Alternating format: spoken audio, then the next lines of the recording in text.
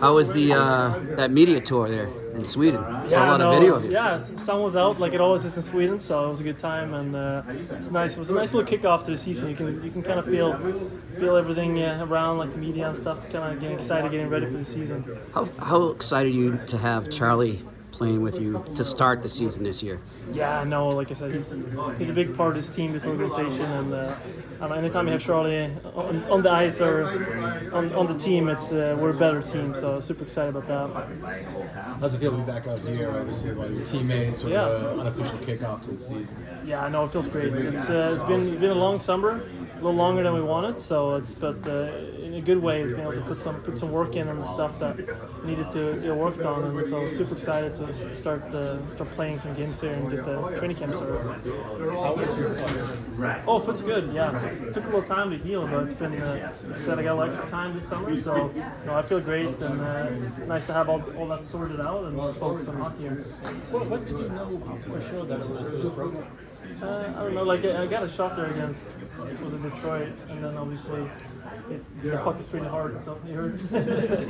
So yeah, no. Of course, you felt something, but took an X-ray. It didn't really. Sometimes it's hard to maybe see it right away, so nothing showed off. So I was just happy that it wasn't broken, but then obviously it ended up being broken, and that's just hockey. So it's not something. It's in the past, and I'm happy. It feels great now, and like I said, I feel even stronger, better than I did started last year. So I'm super excited about getting things started. Did it set you off off-season training-wise in the ramp-up?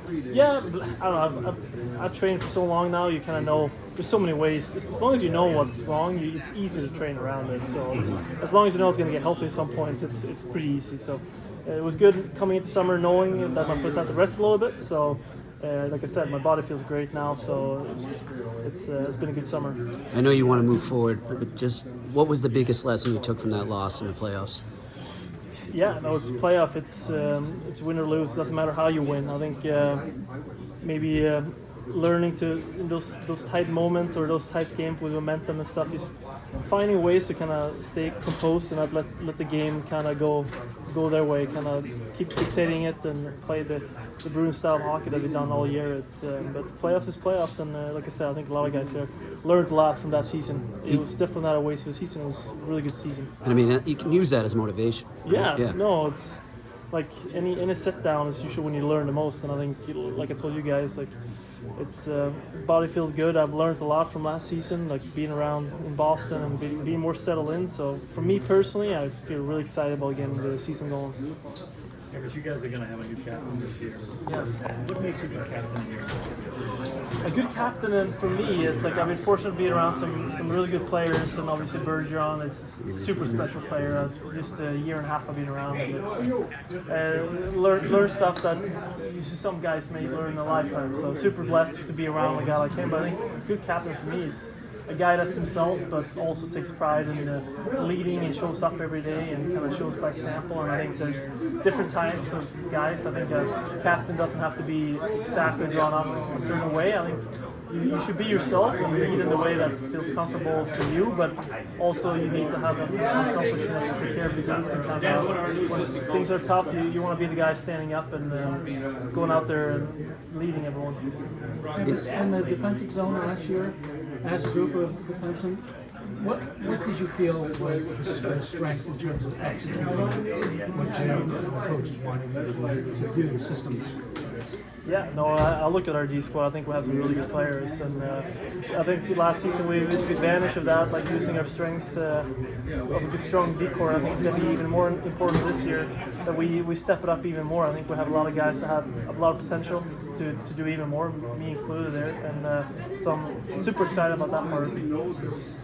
Do you know Milan Lucic at all? Who? Milan Lucic, have you Yeah, met him he's before? going to be my neighbor now, so I'm going to know him even more. Okay. So. No, he's a great guy, so it's fun to have those guys around. Like, obviously he's part of the Bruins history as well, so I think it's always special getting guys like that back, and he's been through this culture, losing a guy like Berge, and we get a guy like Lucic that's been around the culture. So I think now he's going to be a great contribution to the team.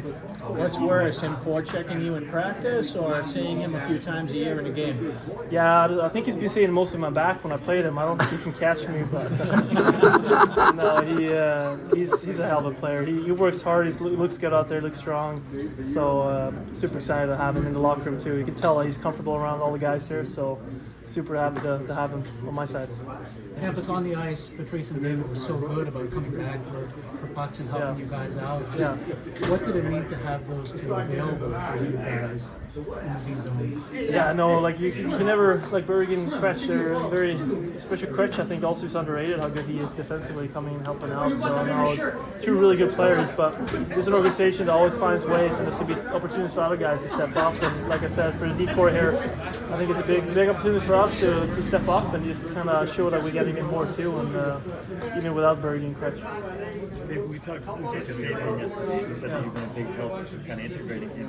What's it like working with him? What have you seen from him? Yeah, no, he's a great kid. He's got lots of potential, and it's sometimes it's a tough business coming into.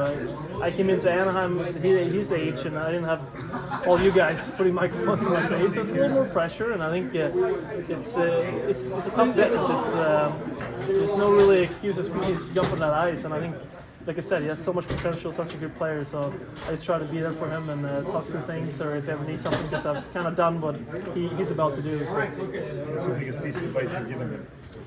Biggest piece of advice, I think it's just go out there and like focus on what you can do, like put in the effort, put in the work, and usually that takes care of itself when you do all those little things instead of maybe worrying about things that have happened or things you can't control, because everyone in this league makes mistakes. It's the best players are the ones that forget them the quickest.